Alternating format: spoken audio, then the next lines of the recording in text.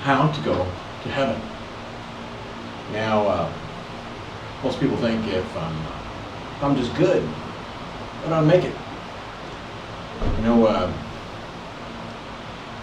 about 85% believe that they're going to heaven, but yet less than 25% actually go to church.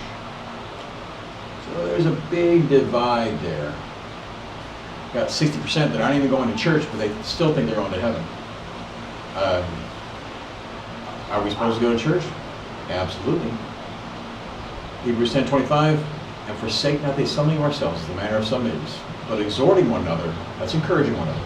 And so much the more as you see the day approaching. So as we get closer, go to church even more. More than just Sunday, Wednesday, you know what I mean?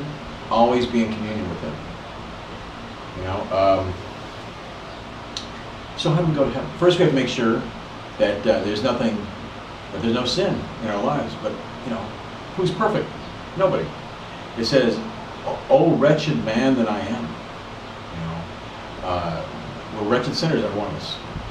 Not a single one of us have any lock on, on eternity. No one's got their ticket punched for heaven. We all have to take up our cross daily. Okay.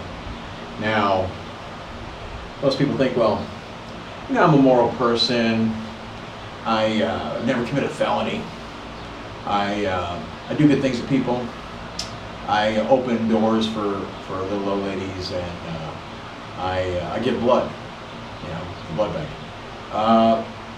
But the reality is, it's not about being good. Because if it was about being good or being moral, how would you measure it, right? Would we get to the pearly gates and St. Peter would be like, "Oh, let me see how many sins you have. 3,000, and you got 3,500. I'm sorry, our cutoff is, I'm sorry you didn't make it. You had too many." And so, if that was the case, then it wouldn't have been necessary for Jesus to be crucified. We'd all just be, analyzed as we were walking through the gate. Oh, you got too many. You go to one side. Okay, you're good. Over here. And that's just not the way it works. Okay, it's not about being good. When you go to court, you go for the sin, you go for the crime. You go for the crime.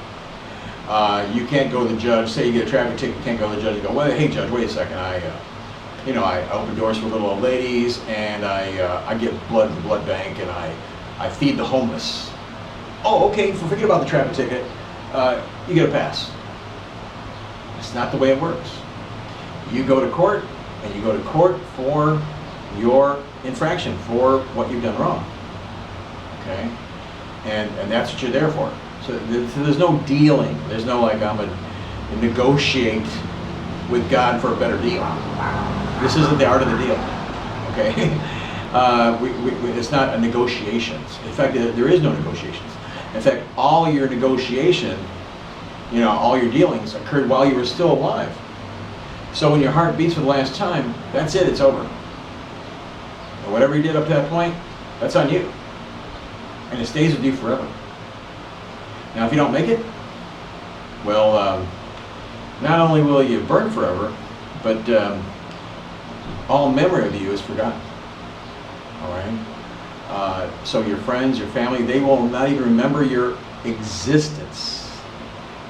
They will not even remember that you even existed. Forever separated from everyone you love, everything you know, to be in torment forever and ever, day and night, thirsty, tired, emotional stress, burning. Everything, you can't imagine it. We can't even imagine how terrible it is. You're saying, well, I don't think a loving God would do that. Well, he's just, and so he has to reward the good, and he has to reward the saved and the unsaved. So he has to reward sin and the ones that are forgiven. So through his obedience, we don't have to worry about all that. Right? So it's not about being good. Hell is going to be filled with a bunch of good people. They're going to wake up, they're going to close their eyes, they're going to wake up, and when they're judged, say, well, Lord, I was good. There's going to be a big line, one at a time, face to face with God Almighty. And God's going to say, depart from me. And that's it. Cast into the lake of fire. Forever forgotten. Forever. Now, are you willing to gamble your eternal destiny on whether or not you were good or bad? I mean, it's all about asking His forgiveness. Are we so proud that we can't ask God to forgive us? Does it mean that much to you? Are you afraid you're going to lose something? Are you afraid that you're not going to have control over your life? You're not going to be able to do exactly what you want?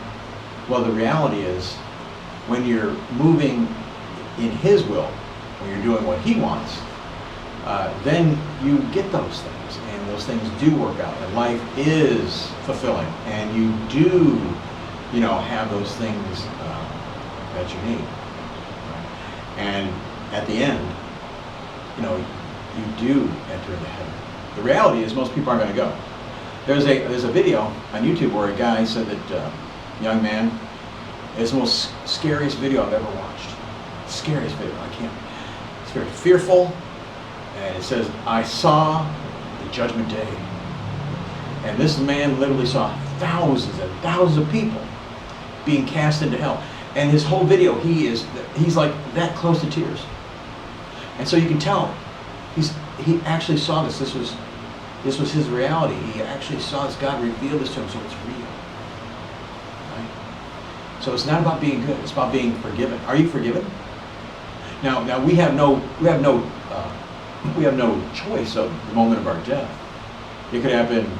We could die slowly, long-term illness and laying in bed, or something can happen like a meteorite land on your head, airplane crash into your house. You walk out and get hit by a car. You got no control over that. So up until that point, you know what I mean? You're toast. And you say, well, I've been a good person. Well, you know what? Have you ever lied? You say yes. Have you ever looked at a woman in lust? You say yes. Well, according to the Bible, if you've lied, then you're a liar. If you look at a woman in lust, then you're a fornicator. Right? You've already committed the sin in your heart. So you're a lying fornicator. You've broken the law.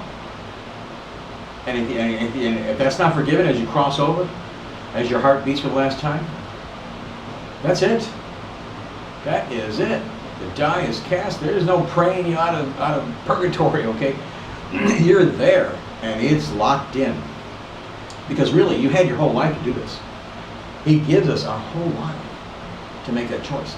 And if God is willing to come down and suffer all that He suffered, and suffer an unjust death, Jesus was railroaded, trumped up charges, right? He didn't deserve that. He was a perfect man, right?